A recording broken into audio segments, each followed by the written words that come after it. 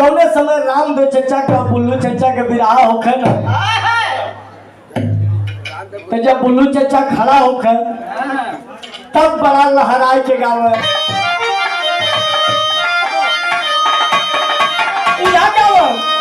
अरे जवन बाजा, अरे जवन बाजा याम के चाचानिया का मिल सोना धानिया में आई।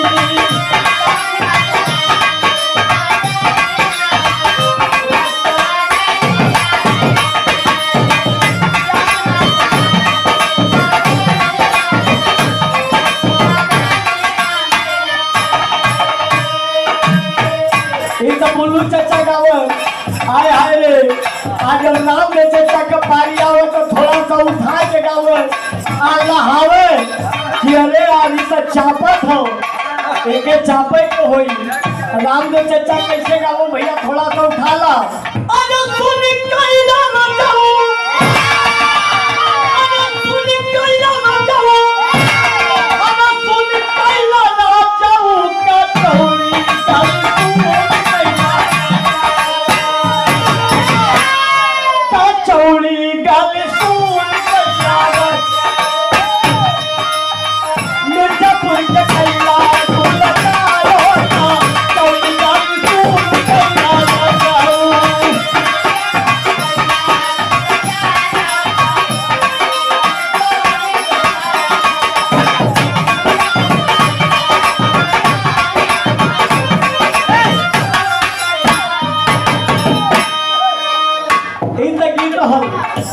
रामदेव चचा में या बुल्लू चचा में लड़ाई हो गई, लेकिन हमारे लोकगीत का शुरुआत यहाँ से हो गई।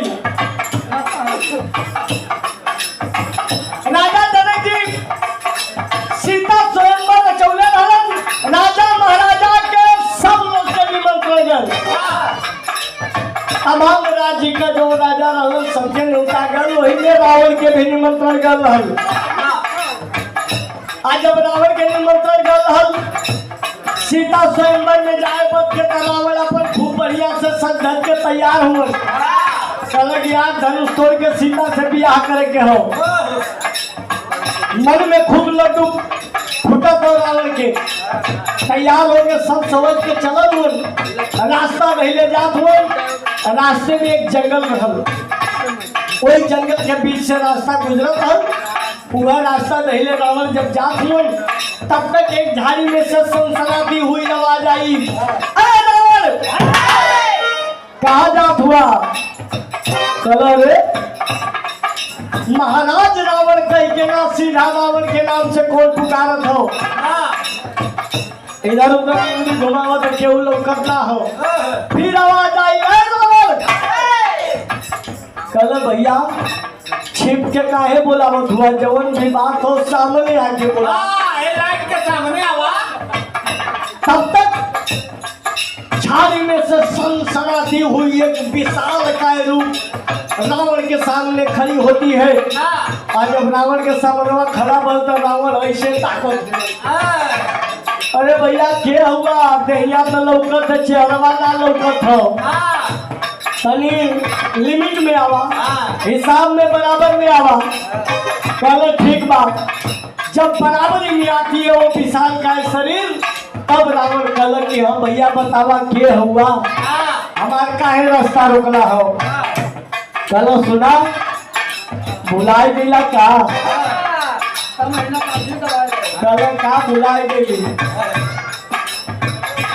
कोई समय उस विशाल का शरीर बतावत कि सुनो हम के है या का करो भैया?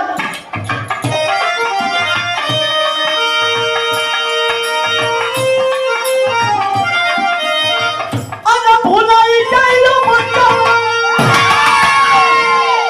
अरे भुलाई गइलो बच्चा की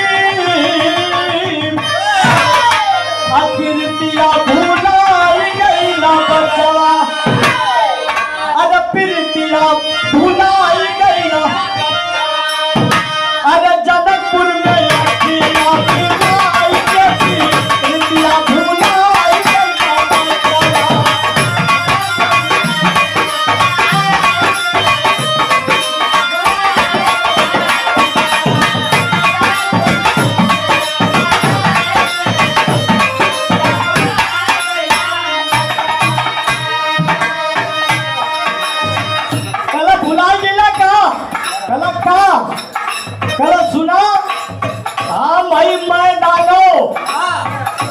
बोला मैं दाना होगा चाहे भाई दाना हमके का लेवे देव के हमारा रास्ता काहे रोकला ये बतावा। तब वही समय मैं दाना कहला का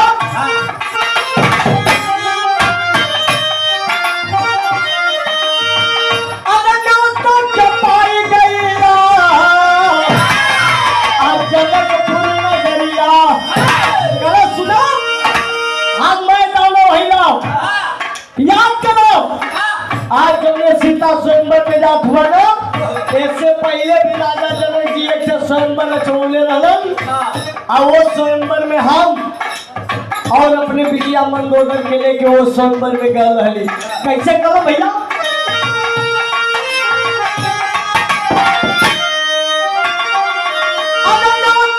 पाई गई आज जनकपुर नगरिया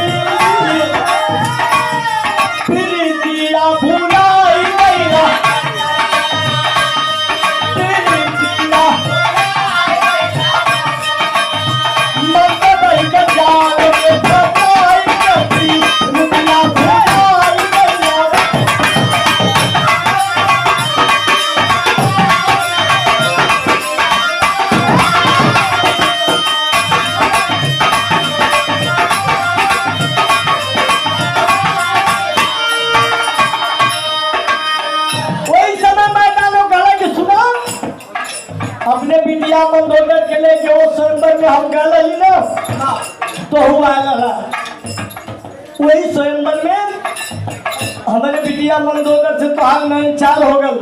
आज जब नई चाल हो गल तो जवन ना होके के तवन भी हो गल जवन ना होके के तवन भी हो गल। अगली बंद में बताओ तो कैसे रानी कुंवर सोचली वही है हंसाई पहली बेहोश बेटी बेटी जंगलाई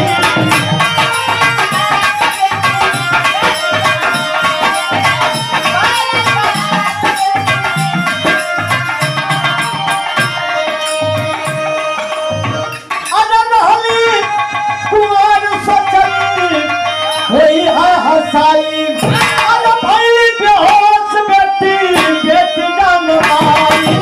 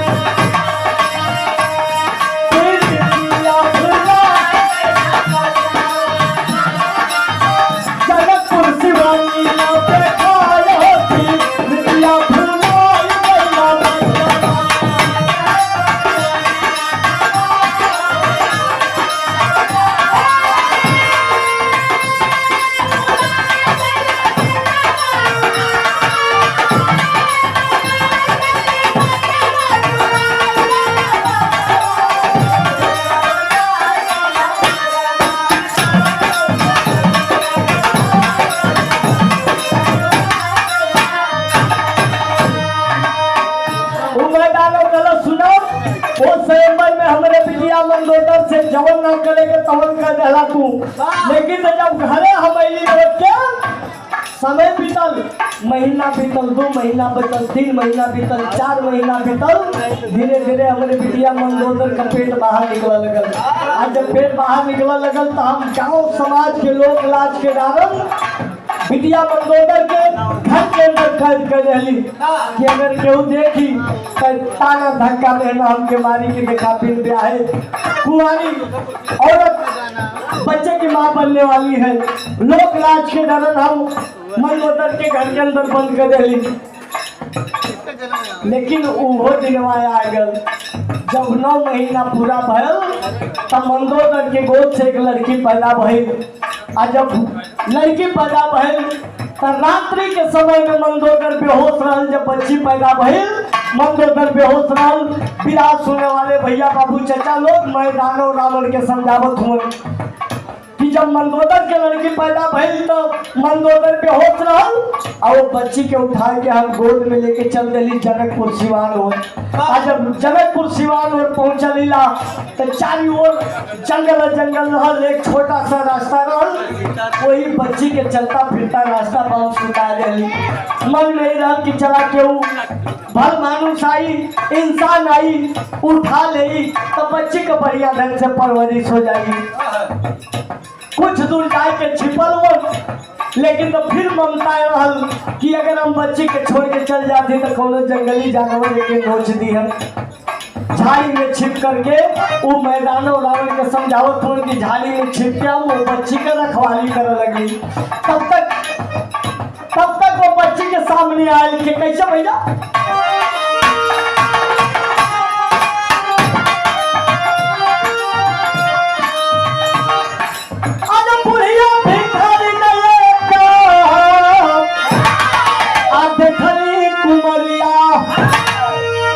वही रास्ता से एक बुढ़िया भिखारी रास्ता दहले आवत रह। जब रास्ता दहले आई बच्ची के रोले का आवाज सुनलस। बच्ची के गोद में उठा ल गोद में उठा के कैलस का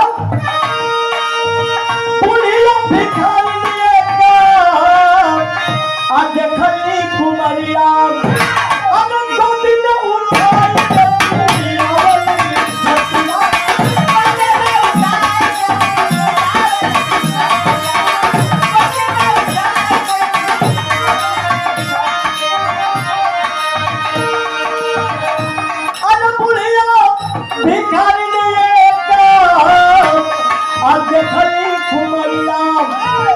गोदी में उठा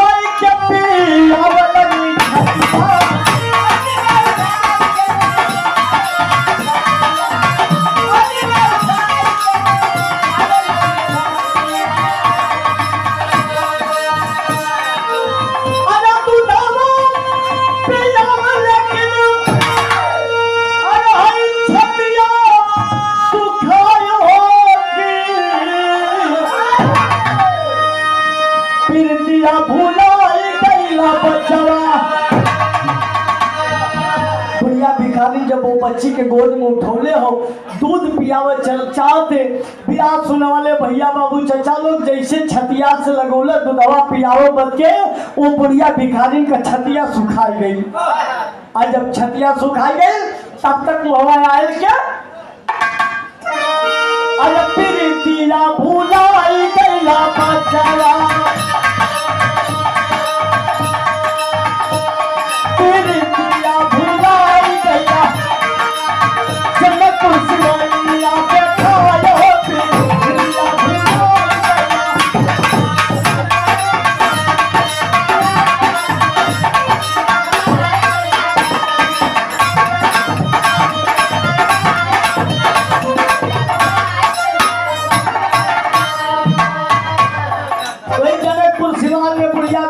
दूध पियावत है पिटिया के ओकर छाती सुखा गई। इतने में राजा जनक जी का सवारी आवत रहल। और जब राजा जनक जी का सवारी कुछ दूरी पर हो वो बुढ़िया भिखारी डर के मारे वो बच्ची को वही रसवा में छोड़ के भाग गई। और जब रसवा में छोड़ के भाग गई बिहार सुनने वाले भैया बाबू चचा लोग मैं दानव रावण के समझावत हूँ हम कुल छुप के देखा दैला मैं दानव बतावत हूँ कि हम कुल छुप के देखा नहीं। बुढ़िया भिखारी दूध पियौला ओकर छाती सुखा गई। राजा जनक जी का सवारी आई बुढ़िया भिखारी डर के मारे भाग गई। आज जब राजा जनक जी का सवारी सामने आई ले बच्ची के क्या रोले का आवाज सुनले हुए तो राजा जनक जी आवाज दिया भैया ये किसकी बच्ची बच्ची है, किसकी बेटी है? आवाज लगाऊंगा जब क्यों ना लोकल हो, तब वो लड़की के गोद में राजा जनक जी उठा ले। आज जब उठा ले तो कैसे भैया आधारी में लुकैली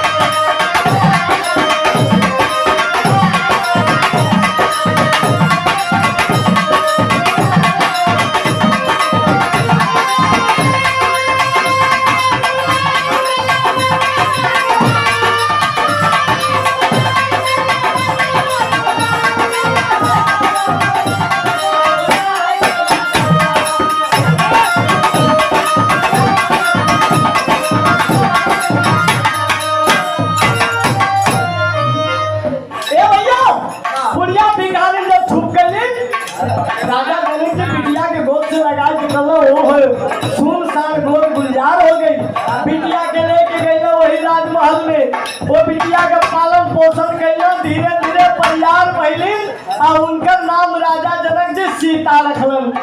और जब सीता रखलन तो मैं दानव कहत कि जानत हुआ वो के लड़की वो लड़किया हो जेके हम जंगलवा में रखले रही राजा जनक ले जाए कि आज वही का स्वयंवर करत हुआ का अपने बिटिया से शादी कर दिया। अरे बाप रे बाप, तलवा गया रावण, तलवार निकाल लिया, बोला कि क्या बकवास करते हो? गलत बकवास ना, हम सही बोलत है या सही बात सबके गलत लगे। हम पूरी सच्चाई तो है बतावत है। अब वो नहीं बा बिया कर कलम मैं जाइब, हम तो जाइब जरूर जाइब, लेकिन तो बिया ना करब तो कहते तब हो जाई का आलू छिले जाई बिया पता चलाई है कल नहीं जाइब। अगर कोनो होनहार कोनो नौजवान लड़का अगर धनुष तोड़ी ना तो हमके कोनो सिकवा गिलाना है। अगर कोनो अधेड़ तोड़ना, अगर कोनो बूढ़ तोड़ना तो वही राजमहल में कोई गर्दन धर से अलग कर दे। कहीं सरकारिया नौकरी नहीं बुढ़वा तब अब राजा महाराजा गए केहू से धनुष यार टूटल है भगवान से काम जब धनुष के तोड़ले हुए तब बैल का भैया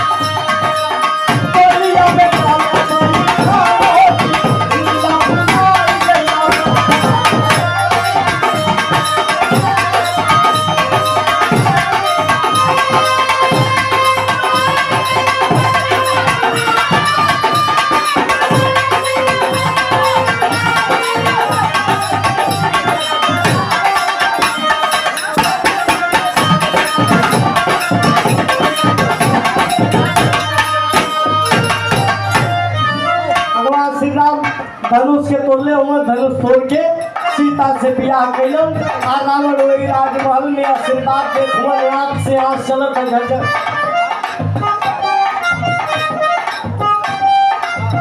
आशीर्वाद देखवन। यही से हमारे लोकगीत का कहानी खत्म कैसे भैया।